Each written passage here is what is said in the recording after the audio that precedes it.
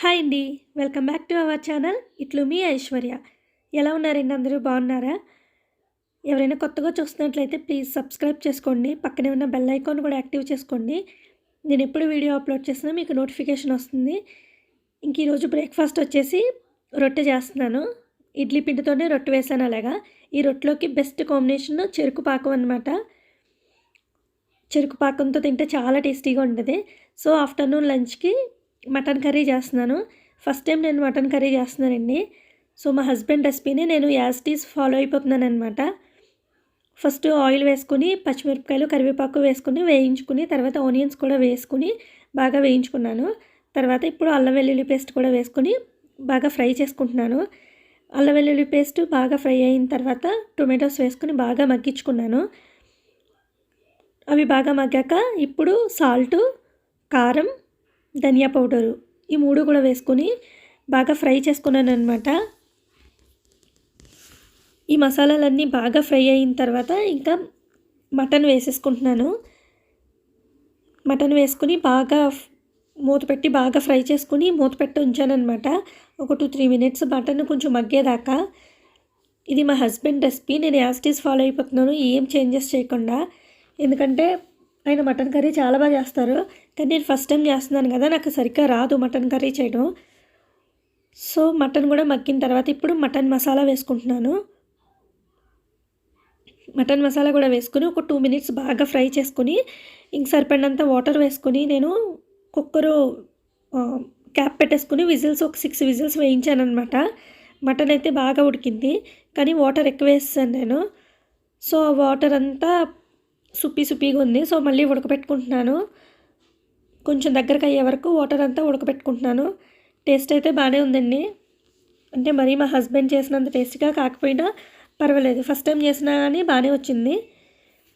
ఇంకా మా డాడీకి అయితే భలే నచ్చింది. ఇంకా ఫోన్ వచ్చినప్పటి నుంచి మా డాడీ ఫోన్తోనే ఉంటున్నారు. యూట్యూబ్లో వీడియోస్ పెట్టుకొని మార్నింగ్, ఆఫ్టర్నూన్, ఈవినింగ్, నైట్ ఏ టైంలో చూసినా వీడియోస్ పెట్టుకొని ఫోన్ పెట్టుకుని కూర్చున్నారనమాట. తర్వాత ఇవి వచ్చేసి బ్రష్ హోల్డర్స్. బాత్రూంలోకి బ్రష్ హోల్డర్స్ తీసుకున్నాము. ఎందుకంటే వీటిని మేకులు కొట్టాల్సిన పని లేదండి. ఈ వైట్ కలర్ దీని కాస్ట్ వచ్చేసి 255 రూపీస్ పడింది. స్ట్రాంగ్గా ఉంది. వెనకాల స్టిక్కర్ అలా ఉంది కదా, దాన్ని ఓపెన్ చేసి అంటించేస్తే గోడకి స్టిక్ అయిపోయి ఉంటుంది అనమాట. ఇంకా ఇవి 2 వచ్చేసి సెట్ ఆఫ్ 2. వీటి కాస్ట్ 199 రూపీస్ పడింది. ఇవి కొంచెం క్వాలిటీ తక్కువగా ఉందన్నమాట. వైట్ హోల్డర్తో పోలిస్తే ఇవి కొంచెం క్వాలిటీ తక్కువగా ఉంది. కాస్ట్ వైజ్ కూడా ఇది తక్కువ.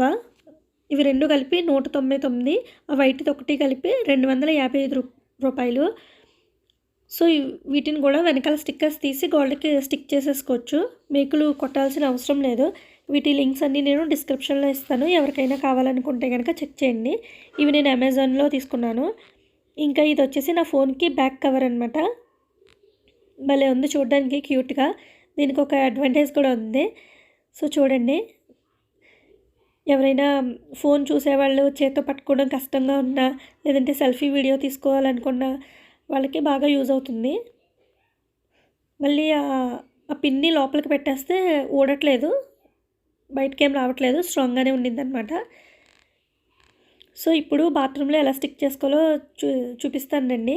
వెనకాల ఒక ప్లాస్టర్ లాగా ఉంది, అది తీసేసి గోడకి అలా స్టిక్ చేసుకోవడమే. స్టిక్ చేసుకుని దీన్ని ఫిట్ చేసేసుకోవడమే అనమాట, హోల్డర్ని. ఇంక ఇది కూడా అలా వెనకాల ప్లాస్టర్ తీసి స్టిక్ చేసుకోవడమే. వీటి 3 లింక్స్ నేను డిస్క్రిప్షన్లో ఇస్తాను. ఎవరికైనా కావాలనుకుంటే కనుక చెక్ చేయండి. ఇంకా ఈవినింగ్ అయ్యేసరికి హోంవర్క్ చేసుకుంటున్నారు పిల్లలిద్దరు. ఐషు ట్యూషన్కి వెళ్ళి వస్తుందనమాట. ట్యూషన్కి ఓన్లీ మ్యాథ్స్, హిందీకి వెళ్తుంది. మిగిలిన సబ్జెక్ట్స్ అన్నీ ఇంటి దగ్గర చదువుకుంటుంది. సో మా చిన్నోడు కూడా హోంవర్క్ చేసుకుంటున్నాడు. ఇంకా ఇద్దరు కూర్చొని హోంవర్క్ కంప్లీట్ చేసేసుకుంటున్నారు. ఇంక ఈ లోపల అమ్మేమంటే మజ్జిగ పునుకులు వేస్తుందనమాట. ఆల్రెడీ వేసినట్టు సేల్ అయిపోతూ ఉంటాయి. మొత్తం అయ్యేదాకా వెయిట్ చేయము. ఇలాంటి అలవాటు మీకు కూడా ఉంటే కామెంట్ చేయండి. ఇంక ఇవి వచ్చేసి పులుసు కోసం అనమాట. నాకు పునుకుల పులుసు అంటే చాలా ఇష్టం అండి. సో అమ్మ ఎప్పుడు మజ్జిగ పునుకులు చేసినా నేను సపరేట్గా పునుకులు వేయించుకుని ఉంచుకుంటాను పులుసు కోసం.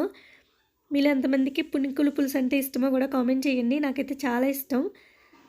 ఇక్కడితో అయితే ఈ వ్లాగ్ ఎండ్ చేసేస్తున్నాను. మీ అందరికీ నచ్చింది అనుకుంటున్నాను. నచ్చితే లైక్ చేసి సబ్స్క్రైబ్ చేసుకోండి. Thank you for watching.